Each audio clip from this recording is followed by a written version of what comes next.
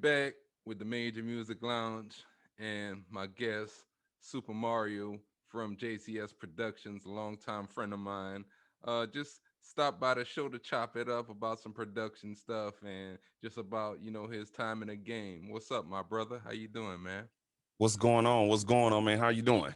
Oh man, just staying safe, man, and working on a lot behind the scenes, man. Just trying to make the best of all my time at home, man. Been working at home and in between that, trying to get in some production work and just some work for YouTube, man. So how about Yeah. yourself, man?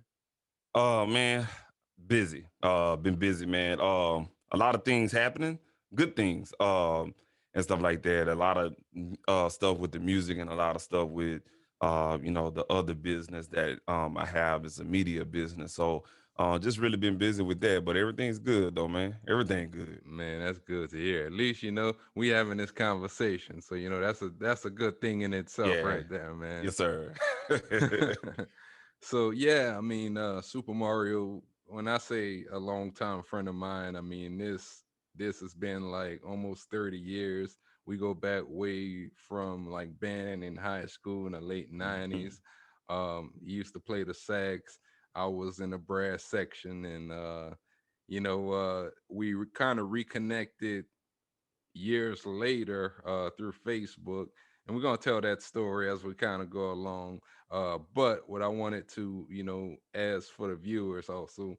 Now, some of you may also know him from the Producers Corner show, but I know a lot of people may not. So, I just want to ask Super Mario, tell us a little bit how you got started in the game as far as like production, like who were some of your people that maybe inspired you to become a producer?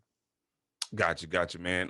So when I was in high school, man, listening to a lot of saying No Limit and Cash Money really kind of captured my ears and stuff like that. That was really the primary, but also, that era around, 1998 or actually, saying 97 to all the way up to about 2001, 2002. That era of music really grabbed my attention for as, how they did things or whatnot. I kind of started paying attention on the creative side and not really as a listener.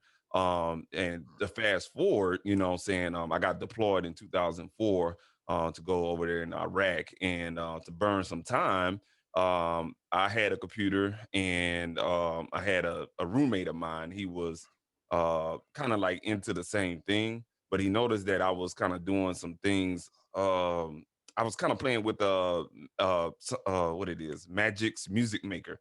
Um, and I was playing around with some loops and stuff like that. Didn't know what I was doing. I was just making stuff fit. You know what I'm saying? I was just making it fit, making it sound good. He was like, "Man, I need you to try this software." And he handed me his copy of Reason 2.5, had me install it on there, try it out. I liked it. I was like, "Where can I get it?" So lucky enough, we had ways to get mail over there in Iraq, and I ordered me a copy, and then that's where it kind of just took off at, man. And I started to discover, a tap into a different creativity that I wasn't really knew I had, you know what I'm saying? Because like you said, I was into band, you know what I'm saying, even on the collegiate level and stuff like that, but I never kind of like knew about the audio side of things. And I used to watch a high school friend of mine. He made beats. His dad was a musician. They all lived in, under one roof. So I used to go over there after school and just watch them be like, stuff like that. Like, man, y'all made that, but to really kind of do it yourself, it was a real moment, man. Yeah, man. And we've chopped it up about this on several occasions, but I think our beginning paths were very similar. The fact that we were in band, the fact that I always tell the story about Magic Music Studio too. I found that around 01, 02. I was working at Best Buy in Lafayette, and at the time I worked in the like software gaming and movie department. So one morning I was just up there, man, stocking software that morning. Yeah, kids, for those of y'all that don't know, we used to actually have to buy software on the disc. For So, real, you man. know, Shoot. I remember uh them days, man. man. I still got some of that on that shelf behind me.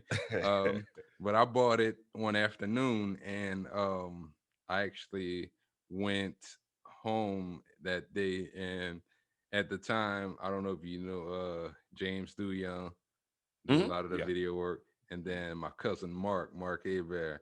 Anyhow, I used to make these beats from the loops inside a Magic Music Studio, and we had one of them old school computer mics, man, With horrible the little as hell. stick right there. Yeah, shouldn't even be recording on that. But Yeah. we found a way to record some tracks on that, and we would just bounce the audio out, I think it was a Windows recorder at the time, something like that.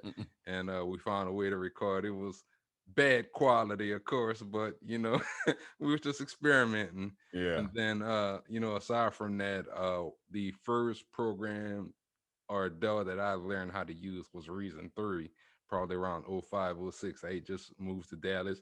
Kind of like you said around '04 when you were overseas, but I just moved to Dallas, and that's kind of the first program that propelled me into other things. Then I started getting into like Logic, then Machine, and then of course the iOS production thing. So I say that to say, to anybody listening out there, um, try as many programs as you need to find really what works for you in terms of your workflow, because that's what we kind of did. And you got to start from somewhere. I mean, I wish they had something that was like GarageBand. I know it was kind of out around that time, but it wasn't anywhere what it is in Mhm. 2021 back in that time. Yeah, so what are you currently using to produce?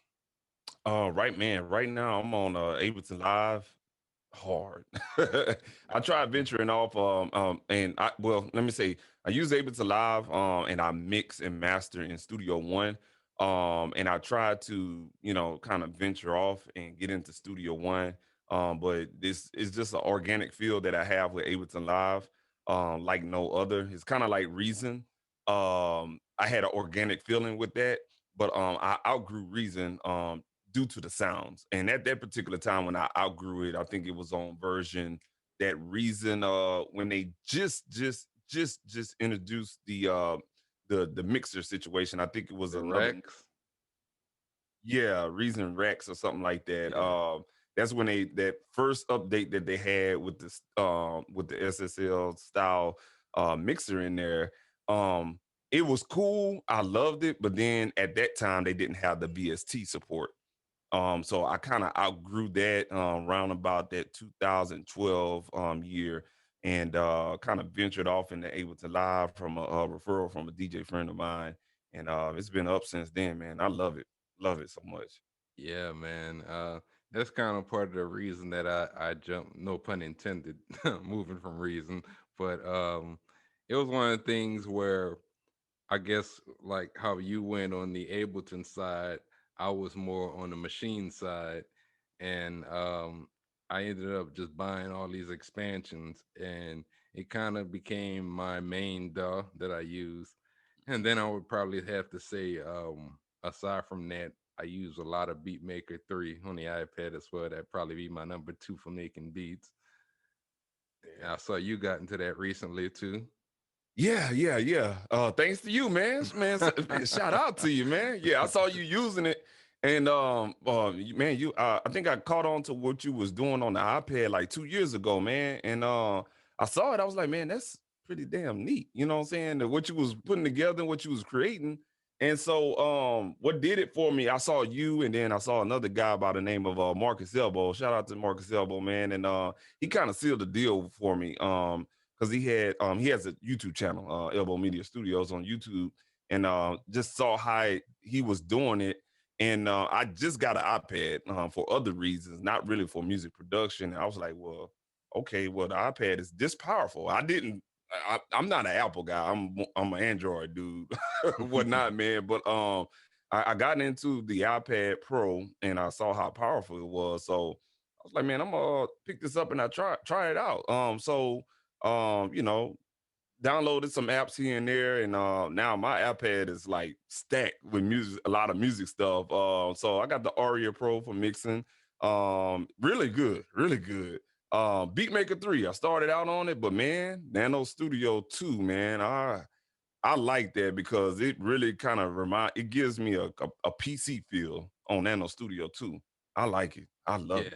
Yeah, yeah, man. In Nano Studio, it's one of those apps that I love it, and I need to start using it more. I just even like right now I'm working at home, but I guess like when I used to go to work at my job, and I only have a little bit of time during lunch, I go inside a beat maker and maybe like Cork Gadget because of my Mhm. familiarity with it, because I could just get right in and work. Yeah. Um, as to where I haven't spent that much time with Nano Studio. I made a couple of beats here and there, but it kind of would take me a little bit of time to find things that I'm looking for. As to where when I go in Beat Maker and Cork Gadget and things like that, I Yeah. kind of know my way around it a lot better. Yeah. But yeah, you're not lying, man. I like the fact also that you can use it on iPhone. You can't use Beatmaker 3 on iPhone, so it don't make Oh, okay. Beatmaker 3 Okay. for iPhone. They had two actually for iPhone and the iPad, but three for some reason. They said eventually they'll come out with it, but they never Mm. did yet. So we'll see Oh, about okay. them. Okay. But also, do you use like Cubases, any? I thought about taking advantage of the Black Friday sale to get it, but I didn't. I was scared. I ain't gonna lie to you. I'm scared to kind of like learn something new, Yeah. and dive right. I want to take my time when I get it, and I'm eventually get it this year. But I want to take my time and really learn it, because I've heard some very very great things about it. Yeah, I like that one. Like I had Oreo Pro as well. I like Cubasis too because a lot of the same things you can do in it. Oh, okay. And then as far as like they have the Waves plugins, some of the Waves plugins, and then I find it a little bit more user friendly in terms of like recording vocals. But outside of Okay. that, for mixing, I mean, I think they'll both be right up there with each other. So we spent a lot of time like I think 5, 6 years doing the producer's corner. Um, what would you say is maybe the guest that you liked having on the show the most out of all the people that we had? I think the best guess, for me, that we had, I think when we had a chance, we interviewed a lot of great people, by the way, man. We did. I ain't gonna lie to you. We interviewed a lot of great people, but I think the one that really took me to La La Land was interviewing Mr. Lee Yeah. for the first time. That one right there was pretty cool because I guess it was just really like a producer that I kind of knew a little bit, and to actually hear him talk and spit some game, and stuff like that, it was just kind of like wow type of moment or whatnot. So I have to say it had to be Mr. Lee. Yeah, I gotta agree with that too. Thing about Mr. Lee, you're right. There were some nights we would be just asking questions amongst ourselves, and then Mr. Lee kind of gets his opinion in there and just jaw dropping, man. It's like Mm. all the things, all the jewels that he dropped, all the people that he worked with, like Pac, he worked with Janet Jackson. He was one of the last people to work with Nipsey before he died. Yeah, shout out to Um, him. I mean, the guy has really his resume is damn near flawless. Yeah, man. And for him, to take time and do the show with us, it meant a lot to me, personally. I know it meant a lot to you and all of us, because this guy it, he could have done a number of things, but he took every Monday night to spend with us, and that's something I definitely appreciated. One other one I liked was the Tony Dofat interview from Bad Hmm. Boy. I thought he was kind of an asshole beginning, well before that, because watching Making a Band back in the day, Yeah. he would go get my cheesecake type, Yeah. type thing. And Yeah. nah, he actually was pretty cool when he got on the show. He dropped a lot of jewels as well. And again, just like Mr. Lee, a guy, who has worked with Big, a guy that's worked with like 112. Hmm. The list goes on and on. For him to take the time out of his day to come on our show and do an interview really meant a lot to me. But we had a lot of guests really that we could talk about this all night. Freeway Rick Ross, We had I forgot Fee. about him. Yeah, we sure Yeah, did, huh? yeah, yeah, Yeah, man. yeah, yeah. I forgot about that. He dropped some jewels too, man. Drop a lot of jewels, man. Yeah, man. It kind of takes me back, and hopefully, this only episode 2, but hopefully I can, or even cross paths with one of them again and get them on so we can hear from them again. Um, so you get out of the military, and then from there you go to Full Sail. So tell us a little bit about, like I personally, I've never been to audio engineering school, but I got a lot of my knowledge from you on the producer's corner, and then just reading a lot of books, uh, videos as well, the art of mixing. So that's kind of how I got my knowledge over the years. But tell us a little bit about, going to Full Sail and what that did for you as a producer and sound engineer going forward. Yeah, man. Well, I didn't go to Full Sail. I went to Houston Community College. Yeah, I don't know Yeah, why yeah, I said Full yeah. Sail. My bad. No, no, you good. Hey, man, I wanted to go to Full Sail. It's too damn expensive. Too damn expensive. And at that time, man, I couldn't afford it. But that was one of my schools I actually wanted to go to, talk to them and everything like that. When it got time to then talk that money, yeah, I was like, uh-uh. I also looked into the Art Institute, but they was also at that same caliber for us pricing. So I had to kind of humble myself down, and I found an accredited school here in Houston, Houston Community College. And let me say something before I actually explain about that. If you're interested in school, you don't necessarily have to go. You know what I'm saying? That was something I had personal goals that I wanted to finish out school because I was going to school for getting a degree in broadcasting, but the military kind of messed that up. So it was for me to go ahead and finish and get a piece of paper somehow, some way, or whatnot. So that was my personal goal. But like you said, you don't necessarily have to go to school for music. You can always pick up experience by working with experienced folks. And also, like you said, man, picking up a book, The Art of Mixing, and stuff like that. Real good books out there that you can pick up digitally, audiobook, or the physical copy, man. But funny that you say The Art of Mixing because that's one of the textbooks that we had to use in school or whatnot, man. But yeah, going to school was pretty good, man. It had me to look at audio production and mixing in a different way. Because when I was growing,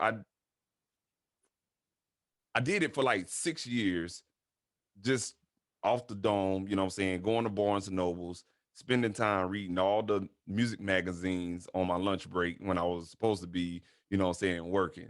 Uh Buying the books, watching the YouTube videos, and also buying the books and also buying those magazines, you know, and to kind of learn that on your own and then go to school and what I'm saying, get taught kind of like the common practice.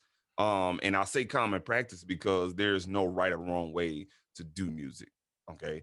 But to get taught the common practice and to really kind of put your hands on analog equipment, analog consoles, and really kind of like see it from a different light is was amazing. It was a very, very, very good experience because not only I learned about music and how to mix it and how to produce it, but also learned about the business side of things. So there was business classes that I had to take for as music business, social media classes, and that was brand new because social media it was there, but it wasn't as big as it was now. So I learned the bare beginning of social media from an awesome lady by the name of I forgot her name, but she go by the music Haven or Maven She on was on our Instagram. show. Yeah, I brought her on the Yeah. show. Yeah, yeah, yeah. I sure Oh did. I man. brought, yeah, she was my professor at that particular semester, and I brought her on the show. Yeah, Miss the something with an H, the Music Haven or whatnot. But she dropped some game on there or whatnot, and she was just getting into Instagram and kind of teaching us, you know, what I'm saying everything about Instagram and how to work around it and stuff like that, man. And also film classes, man. Shout out to ACC, man, because I wouldn't know how to do all this video stuff if it wasn't for them. And they really kind of like put everything. All these classes had a start and an ending for us, the curriculum, because they taught you how to do everything in the beginning. And by the end of it, it was almost like you can run your own small little company. So they actually taught it in the curriculum of business. So you learned the business of on a small scale of the music studio, music business, um, film, and also production. You know what I'm saying? Awesome curriculum, man. So if you're ever interested in going to school, I'm gonna shout out my alma mater. Go to check out Houston Community College, man. It's very good curriculum, but at the tail end of it, man, it was crazy because once I got out of the program, it was like, man, I know how to do it and stuff like that. I just now I need to learn how to apply it, you know what I'm saying, and really take off with the you know what I'm saying, in business of it and really kind of get out of okay, somebody was holding your hand. Now you really gotta go out there and do it yourself. But it was a very, very good experience. Would I recommend it for people? Yes. Do you have to do it? No. But like I said, if you want to do it just for the experience, it's good, and also for the network because you meet a lot of great people along the way as well. Yeah, yeah. And you mentioned something along the way, which we two things. One, which I wanted kind of your opinion on, because you mentioned social media. Mhm. And one of the things, I admire about yourself and is that you have a social media presence. You're just like me. Every day I get up in the morning, I see a post from you. Could be something you're doing music wise, could be something from your own show, but it's constantly having content to put out there. One of the things I see with a lot of guys is there's some guys I know, and I'm sure there's tons of guys that have some really good beats, have really good music, but they never post anything online. So how much of an impact do you think posting to social media is for your brand in 2021? Very impactful, man. It's almost like you got to keep it in there, keep it in your face. You know what I'm saying? I feel like you have to do that, and it's crazy what social media has kind of like did to humanity. You know what I'm saying? For as keeping it in your face. It's a constant this. When you open your phone, it's like this. You know what I'm saying? Mm. But it's imperative, especially if you have a business on any caliber. It's really not about music, but you really got to be consistent with it because you kind of fall back. You know what I'm saying? As someone else move up. So just imagine it like it's like this right here. Because I haven't posted in like over 5 to 6 days. I have, but I haven't personally went on there. So how I do it is I find something that I can repost. You know what I'm saying? Or some people, they ain't got nothing else to do but to do a selfie. You know what I'm saying? Some people, they just repost stuff. You know what I'm saying? So however you can get it out there and just do it, and be consistent. Now, I ain't gonna lie to you. I do have my blackout days where I just like I had enough of social media. I think the inauguration kind of knocked me off of my feet or whatnot, and everything leading up to that inauguration, I was really kind of like on it. I had to fall back a little bit. It's for my mental, you know what I'm saying? Other people, they don't have a mental. Stuff Yeah. like that. But for my mental, I kind of fall back. Let me recoup. Let me get back on what I need to do. And you can be consistent, but also remember as well as like you still have a job to do, and that's be creative at the same time and also run a business. So you have to kind of it's a balancing act, but still you have to balance it and be consistent. That makes any sense. Yeah, and that's really important. I follow I don't know if you follow him as well, but I follow the guy, he's an influencer, Adam Ivy. He's on Yeah, yeah. yeah, but he Mhm. does a lot of like Instagram tips on posting, He and he own it too, talked boy. He about know that. everything. Yeah, man, and I've implemented a lot of that stuff, and it's little simple things like commenting on another producer's post, or Mhm. daily post can be something like something of knowledge. It could be maybe something personal, it could be something funny. But what the problem I guess I'm seeing is, number one, some people aren't posting at all. And then number two, a lot of people are posting, but they're posting more about other stuff than they're posting about their own music. And that's where they're going wrong.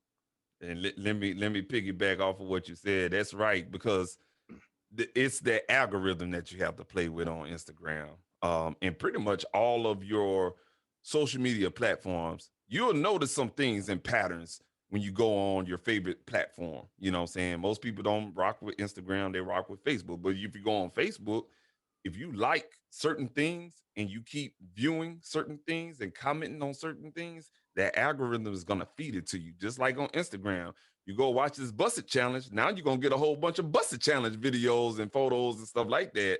And if you go and you start liking and commenting on a lot of music stuff, that's what's gonna be fed to you. That's how I kind of like I want to add that on there. It's kind of like whatever your pattern is on social media is going to give it to you. And the norms is like you said, I don't post a lot consistently every day, but what I try to do is I have one day, oh, I'm gonna give you all kind of content, and then I'll fall back, but then I'm liking a lot of things and commenting and reposting or saving. And one thing that's changing this year, I kind of heard in the clubhouse world, was the new thing is to have people save your post.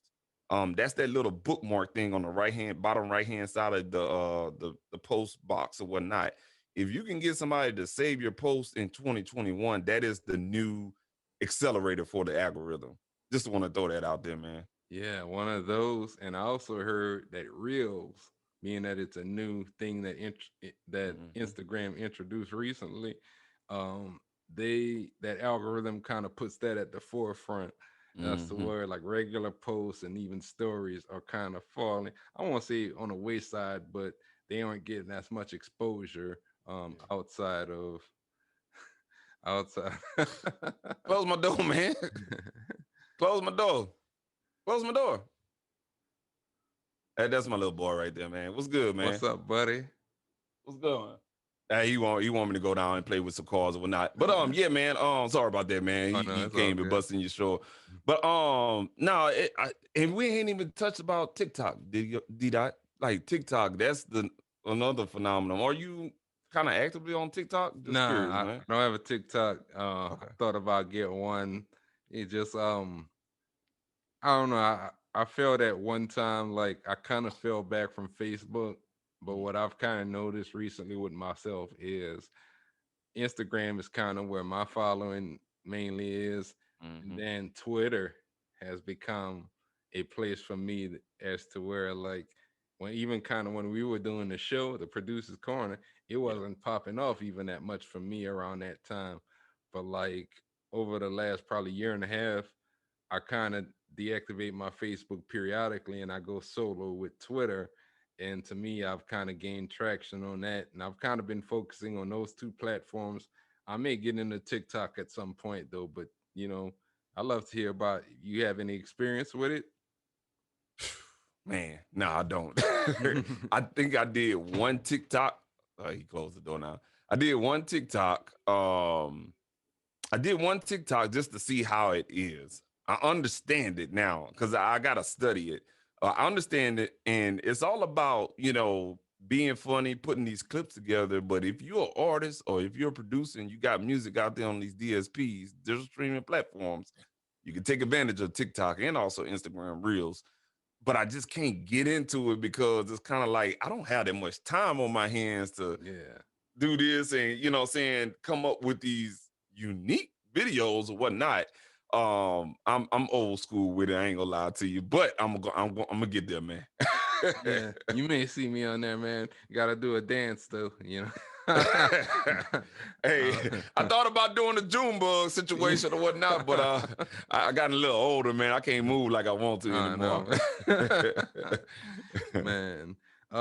The other thing I wanted to ask you about is Jackson Creative Studios. Now we talked a little bit about it, but and you tied in some of your video work as well earlier. Tell us a little bit how you kind of got started working with them and just how production in that video learning video editing programs has kind of helped you with Jackson Creative Studios. Oh man.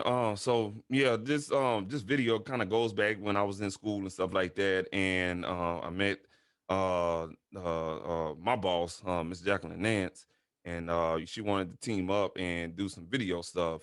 She had some ideas, and I had some ideas. We just teamed up together, and it's kind of like I knew more about the technical side of things, for as how to shoot the video, put it all together, and then she also did the graphics. So some of those little graphical elements that you see in the video, she can design that. So we just kind of teamed up and just did that. We made it official 2017, and we've been rocking and rolling ever since with that.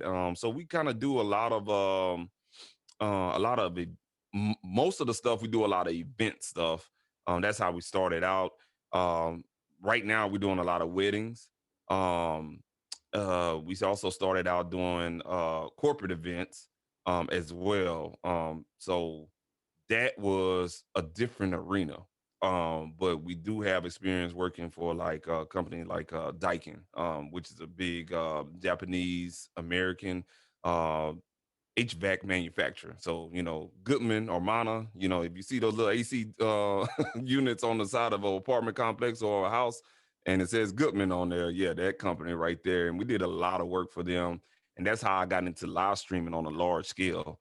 And bro, let me tell you something. That's what I'm getting ready for right now. So you might have seen some Amazon boxes in the back. Yeah, I'm getting ready to do a live stream, a total show. So just learning different software on how to put that together, what I'm saying, and really putting a production together. That's stuff you can learn on the fly. Now, I didn't go to school for that. You know what I'm saying? I just learned it on the go. But to get where we at right now, man, it's been crazy. You know what I'm saying? And really, I just got to thank the man above for that, man, because it's just a skill set that he just blessed on, and just taking advantage of it. But yeah, man, it's video is a different animal. It's tough. I ain't gonna lie to you. You definitely gotta have a team, especially a video editor. And I ain't gonna lie to you. I do music editing, but video editing, man, they can have that. I ain't gonna lie to you, because that's it kind of puts some weight on you after a while. But I get through it and we get it done and stuff like that, man. Yeah, I mean, I can agree with that. Like, I can do the whole nine from LumaFusion to Final Cut, little simple like YouTube videos. I can do that, but like, I can even do music videos. The thing is, though, with music videos, I don't always want to do it. I'll shoot them, and then I'll Hmm. set it off to That's somebody me. to edit. That's me. I Yeah, can shoot all day, but when it comes down to editing, I'm like, oh no, man. nah, it's one of them because it's one of the things like I don't know. It's like when you go all in and you start editing, you got to finish the job, man. So I may not even touch it. I'll let somebody else touch it. But for producers out there, I will always say that learn more than one trick. You know, Hmm. be a jack of all trades. Learn how to edit video in addition to music production if you want to get like into photography as well. Hmm. Because if you kind of limit yourself, like I don't necessarily need to all the time have to work with a video editor or a person to shoot my videos or even a photographer because I can do everything in house. And that could also be another stream of revenue for yourself. So, learn how to do more than one thing, even if you may be into graphic design. Now, that's something I wish I had a little bit better. But, if you have any like combination of the above, you're good to go. Yeah. And Oh, not to mention, D Dot, man, let me add a little bit to that if we got a little bit more yeah, time. yeah. Um, that's the future.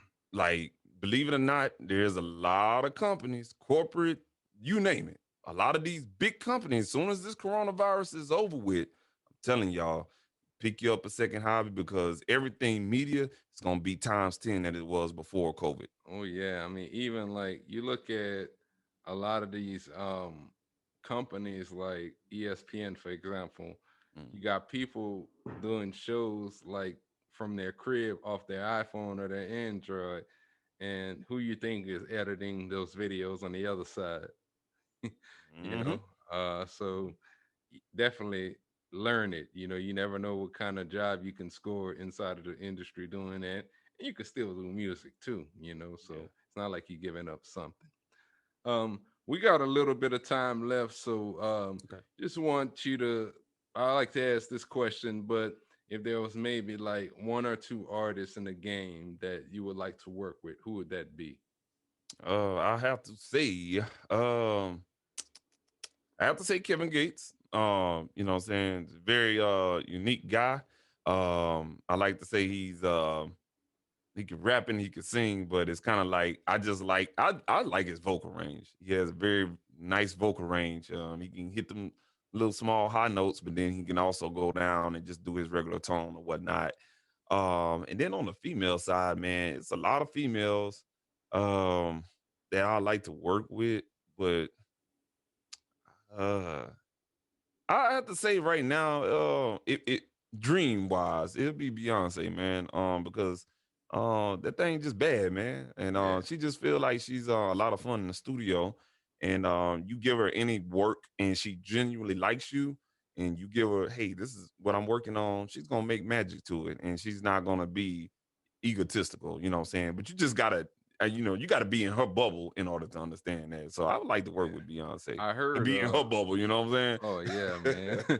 I heard at an a I standard beat camp. I don't think you were there that year, but we were at uh at a at one of the, I guess it's one of the producer one-on-one chats that they have, Oh, okay, okay, yeah. and S1 happened to be the producer, Okay. and he talked about like his experience working with Kanye, but he also talked about a little bit about working with Beyonce, and that was pretty cool just to hear. Like, she had a song and she asked him to listen to the drums on the song, and she wanted some different drums, so she gave him the audio track, and he went out and did a couple of concepts to that track, to that melody, and she liked it. I can't remember exactly which song it was, but this was like, I want to say around 2016, 2017 when I heard the story. Oh, But okay. yeah, that's just kind of cool in itself to say, when you really hear his story and hear about where he's came from. Yeah. I just think it's cool overall just to hear that, man. So, Yeah. Yeah. shout out to S1. Um, but yeah, so we're kind of at the end of the show here. Tell Yes, sir. everybody where they can find you online.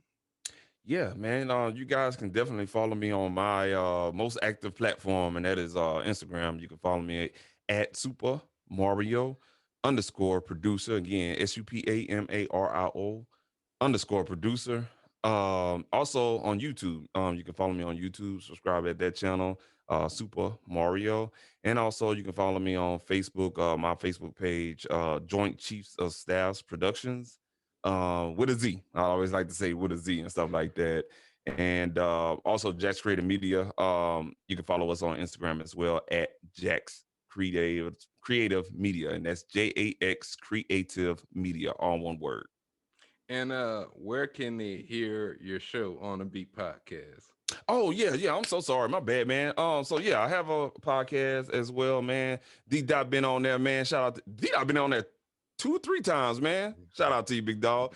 But you definitely can check out all the episodes, including with D Dot on that YouTube channel, Super Mario, and you can follow the On the Beat podcast on Instagram at on the beat ONDABEAT dot podcast, on the beat dot podcast. Yes, sir. Yes, sir.